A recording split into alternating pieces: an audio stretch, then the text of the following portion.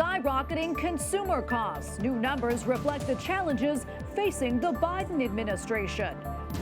Troop readiness.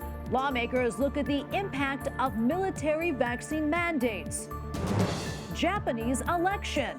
A new prime minister comes into power. And the Holy Father offers insightful advice. What prayer every Catholic should know. On EWTN News Nightly for Wednesday, November 10th, 2021.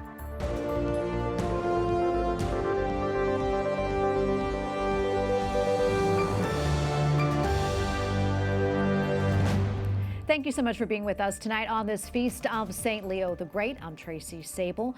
Military personnel and defense civilians are faced with deadlines: get the COVID-19 shot or face disciplinary action. Top brass are wrestling with those who are refusing, some due to religious exemptions. Capitol Hill correspondent Eric Rosales reports. More than 90% of the 1.3 million active service members have rolled up their sleeves to receive the mandatory vaccination, but thousands have filed exemptions, most denied. Republicans say it's a slap in the face to our service members to decide between harsh disciplines and violating their conscience. This is disgusting. It's wrong. It needs to stop. Joe Biden needs to start standing up for the men and women of our military instead of trashing them and tell them he's going to ruin their lives. Refusing to get the vaccine could be career-ending, fines, loss of benefits, dishonorable discharge, and even court-martial. 97% of the Air Force is fully vaccinated, but the branch still had to boot 40 recruits for not meeting its November 2nd deadline. Military advocates want the Defense Department to allow exemptions, especially for the highly trained elite units. All we're asking is that the Department of Defense honor the Constitution and the rule of law, honor its own regulations, and allow these Navy SEALs to continue to serve with a religious accommodation to avoid having to take this vaccine that violates their conscience and their sincerely held religious beliefs. Democrat Jim Panetta is for the mandate. Quote, vaccinating every eligible service member will improve readiness and have an immediate and positive impact on the communities in which they serve. Others say the president's mandate shows his anti-military bias. Joe Biden is telling you exactly what he thinks of our military, whether it's the botched withdrawal from Afghanistan, whether it's the not wanting to fund our military, and now this. He doesn't respect the sacrifices our men and women in the service are taking. And some worry the mandate will hurt military recruitment. What I don't want is every mom and dad in America advising their children, whatever you do, don't join that outfit. More than a dozen U.S. service members have filed lawsuits on the mandatory vaccinations. The U.S. Marine Corps and the Navy, well, they have a deadline at the end of this month, and the U.S. Army has a deadline of December 15th. At the Capitol, Eric Rosales, EWTN News Nightly. President Joe Biden responds to the latest inflation numbers showing the biggest jump in 30 years. Those higher costs are hitting Americans' wallets hard, and today we learned prices for U.S. consumers spiked more than 6% compared to last year. White House correspondent Owen Jensen reports. Owen. Tracy, good evening to you. For President Joe Biden, there is no way around the numbers. Now, while some are earning more at work, listen to this: used car prices up 25%, groceries up 5%, bacon alone up 20%. Gas prices, of course, up. And it's low-income Americans who suffer the most. President Joe Biden begins a trip to Baltimore to sell his spending plan. But with inflation smacking Americans, the president writes he will highlight how my infrastructure bill will bring down these costs, reduce these bottlenecks, and make goods more available and less costly. He acknowledges inflation hurts Americans' pocketbooks, and reversing this trend is a top priority for me.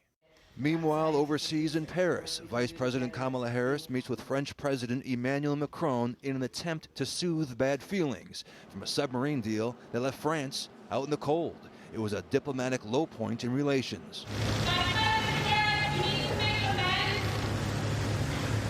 I'm very happy to be in Paris. Thank you. Vice President Harris also paid her respects to Americans who died in both world wars and are buried in a cemetery overlooking the Paris skyline. She laid a wreath in their honor. And back at the White House, First Lady Jill Biden is reaching out to the children of military veterans. On this day before Veterans Day, she held an event in the East Room to promote the new Hidden Helpers initiative that provides family resources and programs. All of you are serving and sacrificing in your own way. And it's time that we, as a nation, recognize you and commit to giving you the support that you all deserve. By the way, the White House says there are 2.3 million children living with wounded or disabled veterans, and those kids can suffer from stress, anxiety, depression. They can have a hard time learning at school.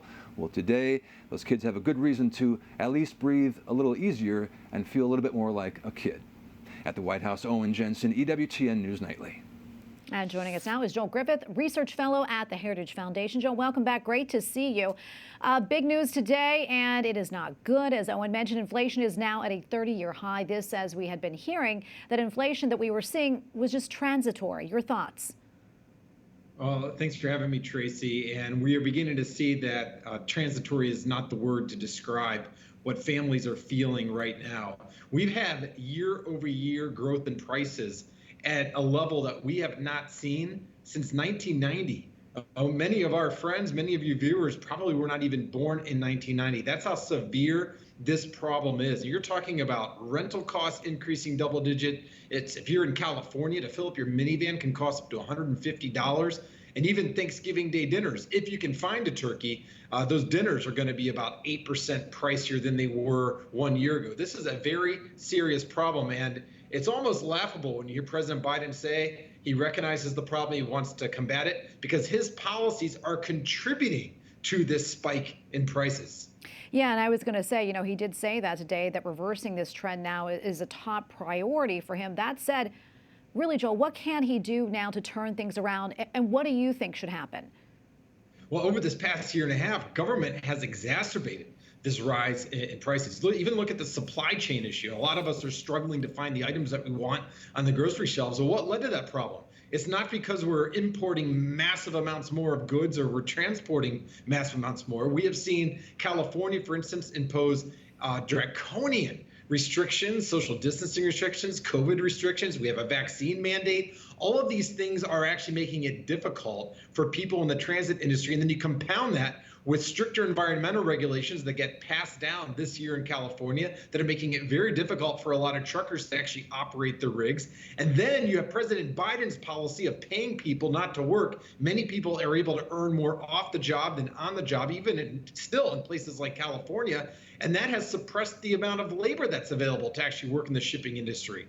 And then on top of that, and this is very important, you have our central bank that is printing trillions of dollars, buying up government debt, buying up government assets. Those new dollars are finding their way into the economy, and that is also causing prices to surge. So what can they do?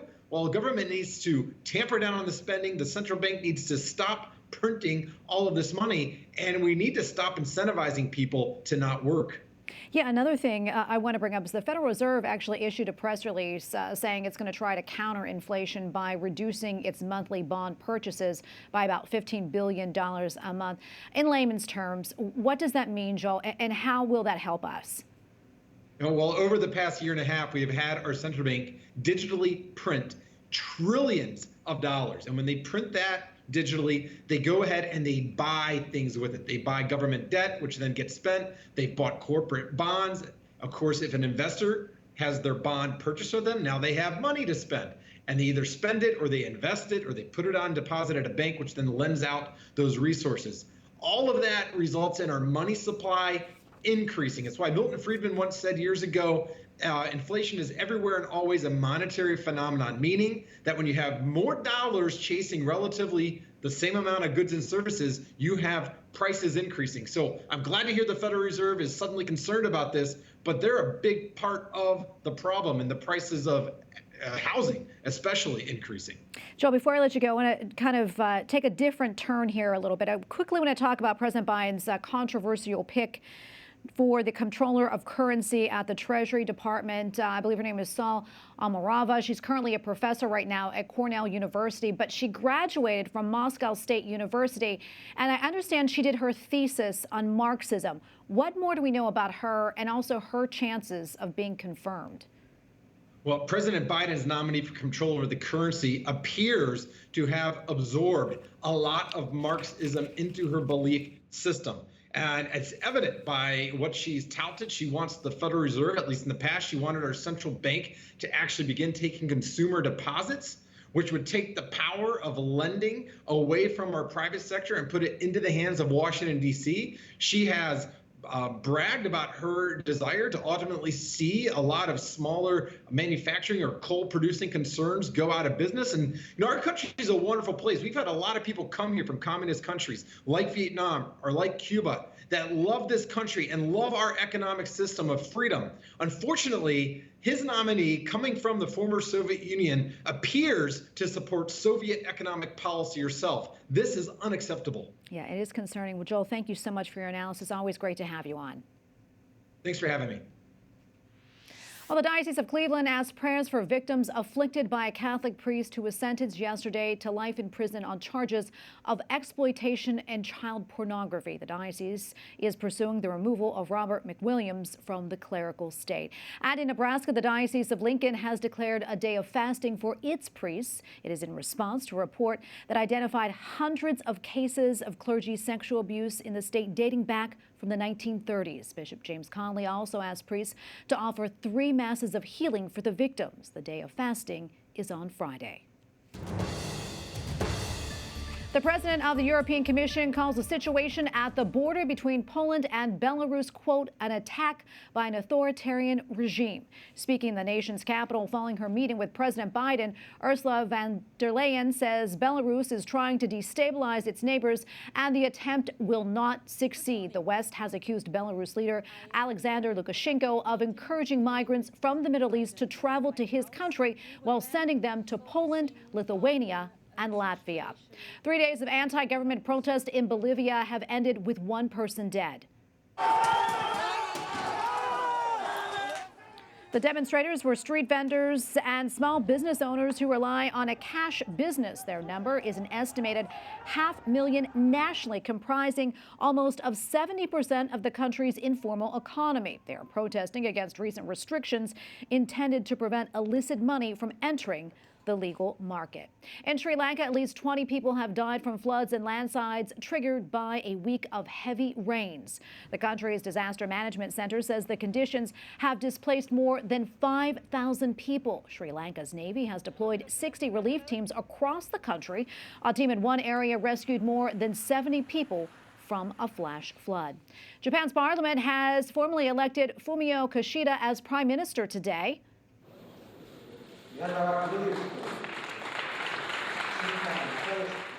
Kishida's ruling party kept a slim majority in Japan's more powerful lower house as priorities are post-COVID economy and security concerns posed by China. During a palace ceremony after the vote, Kishida received his formal appointment from Japan's emperor. Coming up, protecting the homeland, the national security issues you should know about.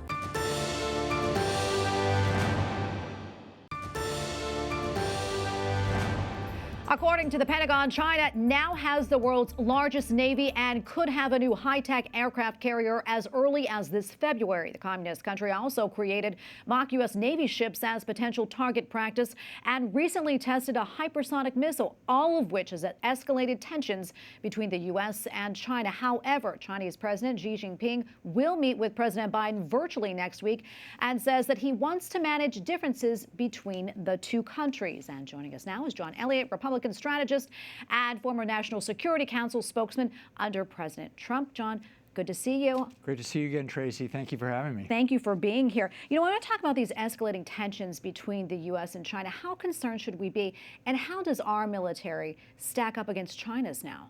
Well, I think we should be very concerned, Tracy, because number one, from about 2 months into the Biden presidency, China lectured us when we were having that summit in Anchorage and essentially drew a big line, and they were probing the Biden administration, and in that case, it was Tony Blinken and Jake Sullivan, National Security Advisor, who were up there meeting with their counterparts in Anchorage, and they lectured us on our record on race, if you can believe it or not.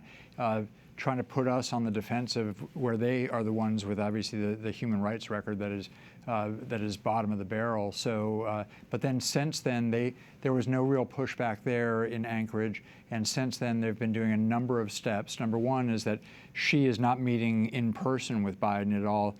President Trump had met with Xi twice in his first year in person, once down in Florida and then once when he had a great visit over in China itself. And so this shows a little bit of a back-of-the-hand treatment by Xi.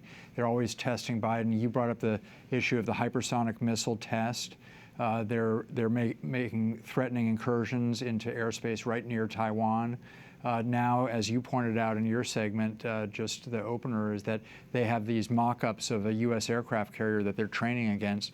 And back to your original question, how concerned should we be about their buildup? We should be very concerned because for the first time they've surpassed the number of ships that we have in our Navy.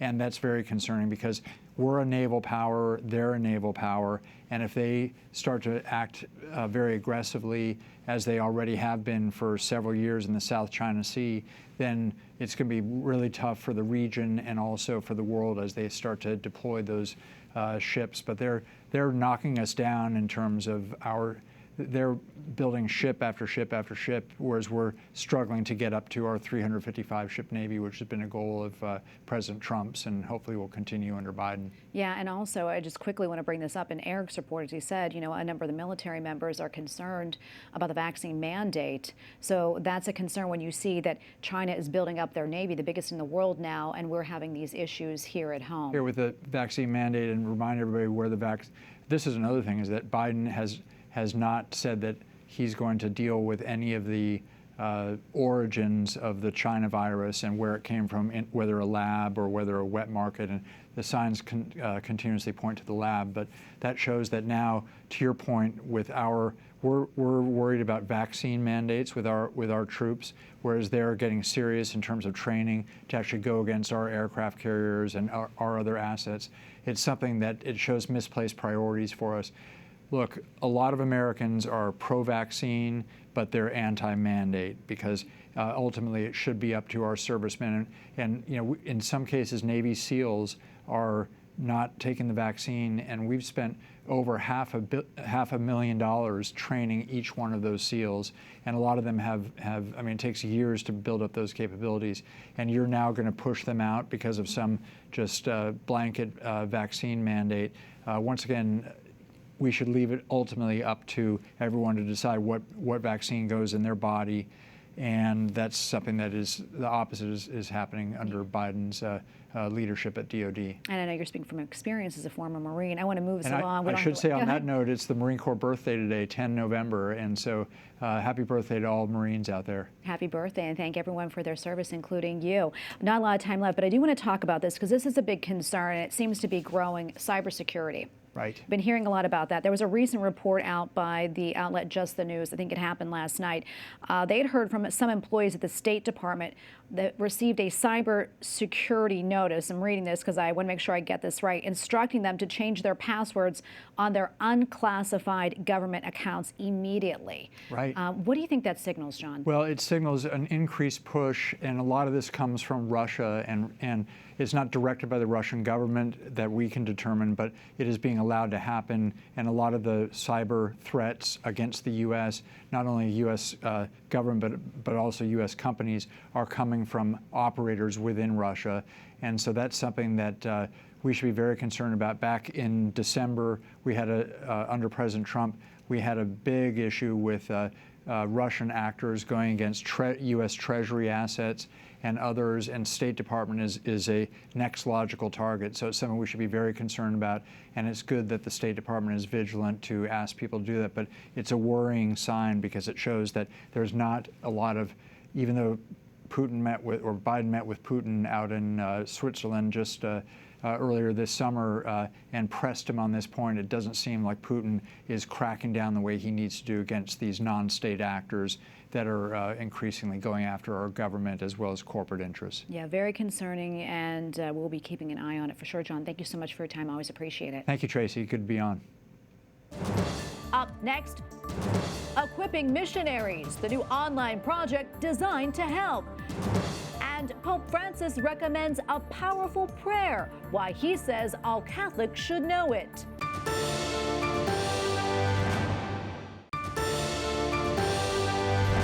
Our religious order has launched an online project to improve fundraising techniques among Catholic missionaries. The Claretian Order of Missionaries is running the program this week. It is available in French and English and aims to better equip Catholic religious with the tools and skills they need to carry out their projects around the world. Joining us now from Rome is Father Lord Winner, General Mission Procurator of the Claretian Congregation in Rome. Father Winner, great to be with you. Thank you for your time today. Can you tell us more about this project and your goals for participants? Yeah, we are running a project management and fundraising training mainly for Catholic religious. We have religious people from 34 countries and 46 congregations attending this online training program. Totally, we have 129 participants, mainly from Africa, Asia, and some from Europe. We want to give the religious the capacity to fundraise and also to implement projects in a professional manner. Many religious congregations are working in remote areas. They are very close to the people, working in the peripheries and with the poor. So they need a lot of support in terms of professional tools and skills. We are here to provide that, and this is our third year in providing these kind of training programs. And we see that people benefit out of it. They prepare their own project offices, and they are able to receive funds and implement projects in a very professional manner, report it, and also continue to get support for their missions. And that is the work that we do here. Great. And for those who may not be familiar with the Claretian Order, can you tell us a little bit more about that and also the work that you do around the world? We are founded by Saint Anthony Mary Claret, the saint from Spain. And he was a missionary himself. He was in Cuba and in Canary Islands preaching the gospel. We are basically a missionary congregation working in 69 countries all over the world. And our mission is evangelization, development, and we are also in parish ministries and also in education.